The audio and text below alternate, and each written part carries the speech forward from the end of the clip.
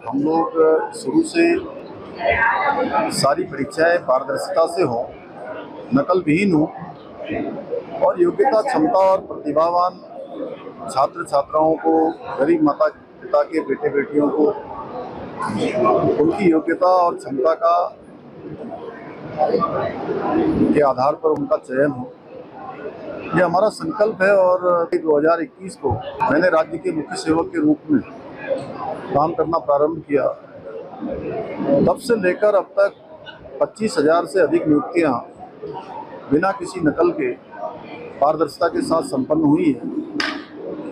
हमारा प्रयास है कि जो हमारा कैलेंडर है आने वाले सालों का, वो कैलेंडर भी हमारा पूरी तरह से तय समय सीमा पर हो, हमारे सभी अभ्यर्थियों को उचित मौका मिले और जो एक प्रकरण आया है उस प्रकरण की जांच की जा रही है। उसके लिए एसआईटी का गठन कर दिया गया है। एसआईटी जगह जगह जाकर काम कर रही है।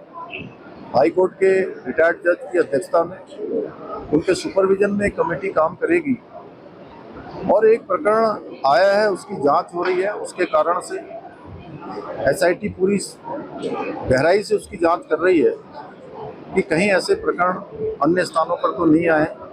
सभी छात्रों से जिन्होंने परीक्षाओं में भाग लिया है, सभी अभ्यर्थियों से संवाद किया जा रहा है और कहीं भी कोई भी थोड़ी सी भी कहीं कमी आएगी, कहीं किसी प्रकार की शिकायत आएगी, कोई सबूत किसी के पास हो, कोई जानकारी किसी के पास हो, वो एसआईटी को उपलब्ध करा दे।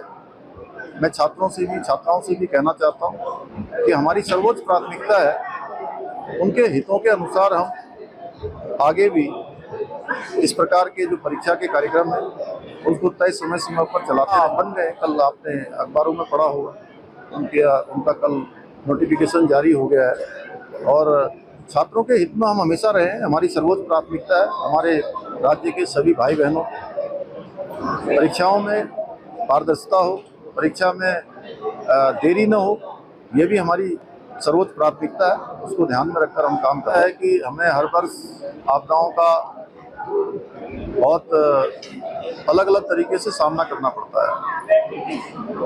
आपदाएं हमारे यहाँ कभी एवलांच के रूप में आती हैं, हिमस्खलन होता है, कभी भूस्खलन होता है, कभी अतिवृष्टि होती है, कहीं बादल फट जाता है।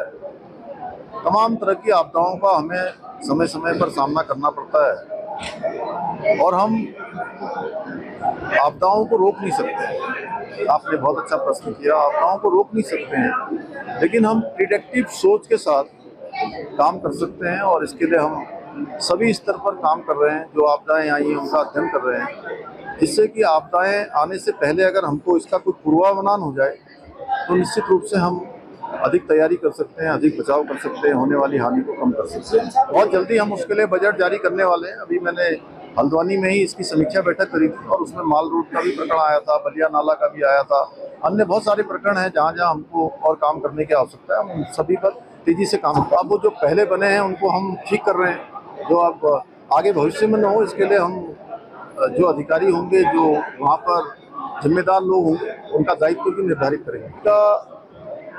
देखिए, बहुत हमारे भैया बहनों को, हमारे बच्चों को, छात्र छात्राओं को प्रोत्साहन के लिए पूरे प्रदेश भर के जो हमारे मेधावी छात्र एवं छात्राएं हैं उनका यहाँ पर उत्कृष्ट छात्रों को और छात्राओं का सम्मान समारोह आयोजित किया गया है। निश्चित रूप से बहुत सामान्य स्थितियों में, सामान्य परिस्थितियों में विद्या भारती बहुत अच्छे संस्कार, देशभक्ति हमारे बच्चों में लगातार रोपित करने का काम कर रहा है। लगातार उनके सभी प्रकार के जो बच्चों के अंदर शिक्षा, संस्कार, उनका आचार व्यवहार, इन सब में कैसे वो जीवन के आने वाले समय में आगे बढ़ें, वो सब विद्या भारती के जो हमारे विद्यालय हैं उनमें भली भांति उनको सिखाने का काम होता है, शिक्षा देने का काम होता है। और आज यहाँ पर जिन भैया बहनों को सम्मानित किया गया है, उनको पुरस्कृत किया गया है, निश्चित रूप से उनके आगे आने वाले जीवन के उन सभी का प्रोत्साहन करेगा। हम इसमें भू कानून लेकर आए हैं और लोगों के सुझाव ले रहे हैं और इस पर हमने पहले से ही जो है काम करना प्रारंभ कर दिया है। हमारा प्रयास है देवभूमि उत्तराखंड का मूल स्वरूप किसी भी कीमत पर बिगड़ना नहीं चाहिए, मूल स्वरूप बना रहना चाहिए। अभी तक हमने 9,000 एकड़ से भी अधिक जमीन ऐसे लैंड जिहादियों से मुक्त कराई है और ये अभियान हमारा आगे भी चलने वाला है। इसमें कोई सख्त कानून कहीं पर लाना हो तो निश्चित रूप से जमीनों की बर्बादी के लिए हम इसीलिए सख्त भू कानून लेकर उसमें सभी प्रकार के प्रावधान किए गए हैं। अभी भी आगे भी कोई प्रावधान करने होंगे तो उन प्रावधानों को